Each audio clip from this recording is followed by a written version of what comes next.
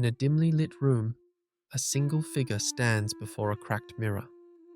The glass is fractured, reflecting shards of a face caught between light and shadow. It is a face both familiar and strange, half smiling, yet streaked with uncertainty. Around this figure, the faintest echo of applause lingers in the air, as though from a performance that ended just moments ago. It's not the roar of adulation, but a soft, fading murmur, a reminder that greatness was nearly within reach, yet somehow slipped away. The room is silent now, but the heartbeat of ambition still hums beneath the quiet. What does it mean to be almost extraordinary? To linger in the space where promise meets limitation, where hope and fear intertwine? Is this liminal place a mark of failure or a hidden grace? And what shadows do we carry when we stand in the half-light of our own becoming?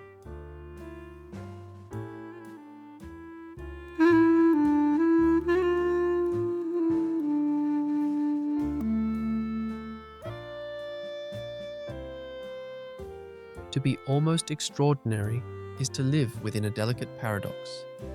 It is to be perched on the edge of greatness while still tethered by the weight of ordinary existence. This tension, this tightrope between what we are and what we long to be, is often fraught with an unsettling contradiction: the fear that being near remarkable is not enough, and the simultaneous dread of settling into the mundane. Psychologists recognize this as a form of cognitive dissonance, a mental discomfort arising when our beliefs about ourselves clash with the reality we perceive. We tell ourselves we should be exceptional, and yet we find ourselves confined to the borders of the ordinary. At the heart of this struggle lies another profound concept from Carl Jung: the shadow. The shadow is the hidden, unacknowledged aspect of our psyche, those parts we repress or reject because they do not fit the image we want to present. For those caught in the nearly extraordinary, the shadow whispers of limitation, mediocrity, and the unyielding presence of the ordinary self. It haunts the spaces where success feels within grasp, yet perpetually out of reach. This interplay creates an emotional landscape, both hopeful and melancholic, a terrain marked by the desire to transcend and the fear of insignificance.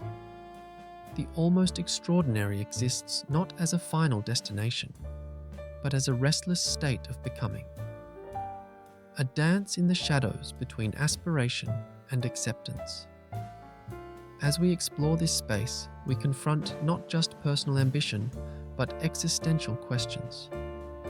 How do we define our worth? What does it mean to live fully when our light never quite blazes? And how might we find peace in a world that prizes the exceptional, yet demands the ordinary?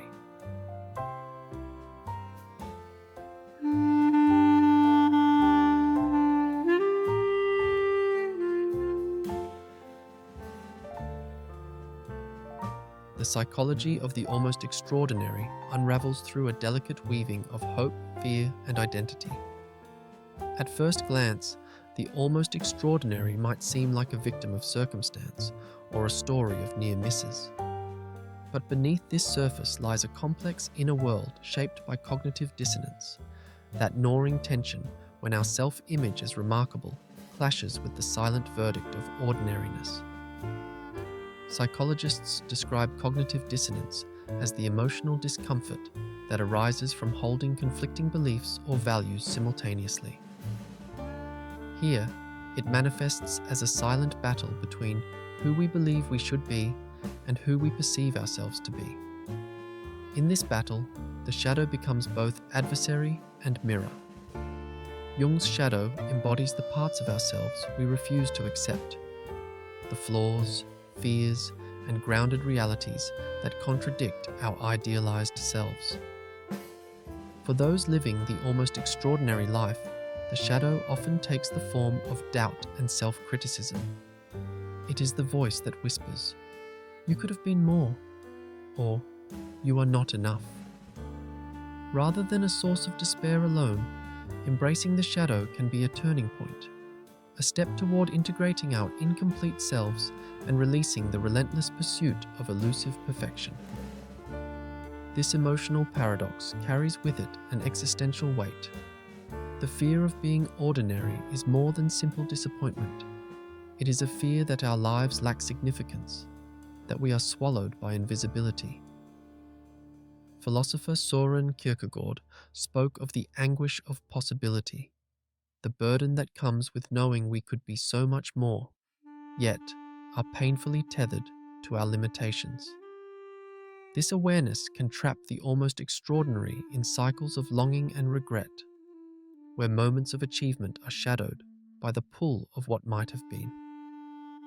Yet within this tension exists a subtle, bittersweet beauty.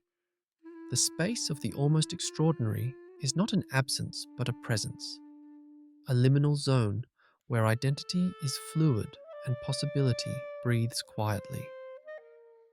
Like the faint echo of applause in a silent room, it carries a haunting promise of what we might still become, or what we may learn to cherish in ourselves. The psychology of this state challenges the cultural narrative that equates worth solely with achievement and urges us to reconsider the value of presence, effort, and the imperfect journey of being human.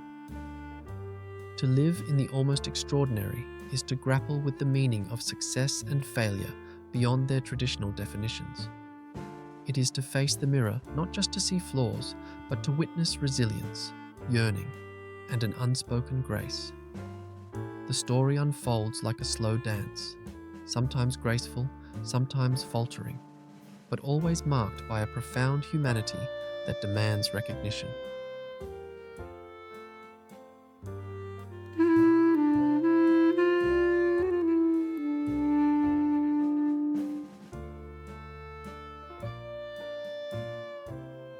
The ache of being caught between ordinary and extraordinary is deeply human. It reflects our desire not just for external validation, but for a coherent sense of self that honors both light and shadow. To stand in this space is to confront vulnerability, the quiet trembling of knowing that perfection is a mirage, and that our identities are mosaics of contradictions. In embracing the almost extraordinary, we encounter compassion for ourselves. We learn to listen to the gentle, persistent voice beneath the fears, the one that speaks of worth beyond accomplishment, of value not measured by grand achievements, but by the simple act of presence. This is a shift from the mind's restless striving to the heart's quiet acceptance. The almost extraordinary teaches us about resilience, not as a triumphant overcoming, but as a tender endurance. It invites us to soften our harsh judgments and recognize the beauty in in-between places, where growth is invisible and success is intangible. We begin to see the faint light that filters through the cracks of the fractured mirror, a light that neither dazzles nor blinds, but gently illuminates the truth of our existence. This realization brings a bittersweet relief, a quiet clarity that we are enough, even when we are not perfect. It transforms the fear of ordinariness into an acceptance that ordinariness is not absence, but presence. It is in this space of acceptance that the almost extraordinary becomes a new form of grace, not the blaze of brilliance, but a steady, resilient glow that holds the shadows with tenderness. To feel this is to reconnect with the core of our humanity, flawed, incomplete, yet profoundly alive and worthy. The almost extraordinary is a mirror reflecting not failure, but the complex artistry of being fully human.